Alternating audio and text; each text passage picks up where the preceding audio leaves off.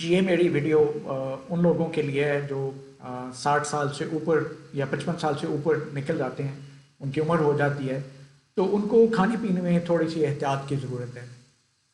कुछ को शायद इससे पहले और कुछ को इसके बाद।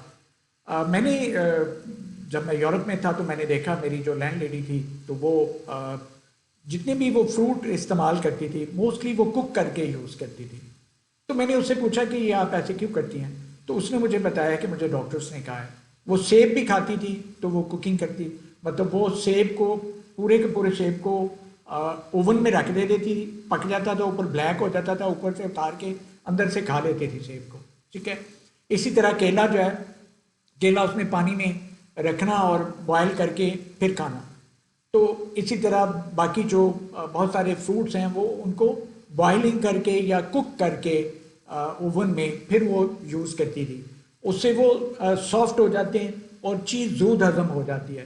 तो आप फ्रूट का इस्तेमाल जो है ना, फ्रेश फ्रूट अगर आप खाते हैं तो मैंने देखा है, मेरी ऑब्जर्वेशन में आया, मैं पीओ हेल्थ रहा हूँ, तो वहाँ पे मैंने देखा है कि जो कुछ मैं नाम नहीं लूँगा, तो वो दोपहर को सलाद का इस्तेमाल करते थे, उसमें खीरा वगैरह होता था और मूली वगैरह या इवन सेब वगैरह। तो वो जब भी खाना तो वो उनके फिर पेट में दर्द होनी और उनसे हजम ना हो पाना और फिर उनको तबीयत ख़राब हो जाती थी।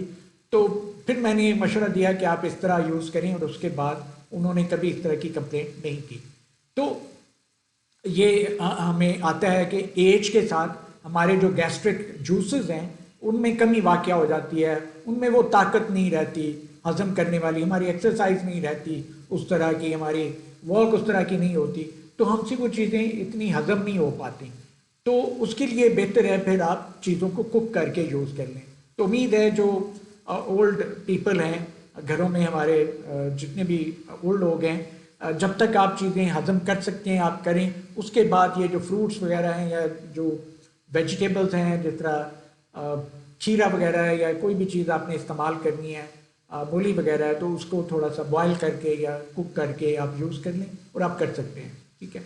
तो उम्मीद है कि इससे काफ़ी सारे लोगों को फ़ायदा होगा, क्योंकि बहुत सारे न्यूट्रिएंट जो हैं वो हमें इन चीज़ों से मिलते हैं, विटामिन्स मिलते हैं, और इनका इस्तेमाल हमारे लिए, बुज़ुर्गों के लिए बहुत अहम है, ज़रूरी है। तो वो इस्तेमाल इसका करते रहें। Thank you very much.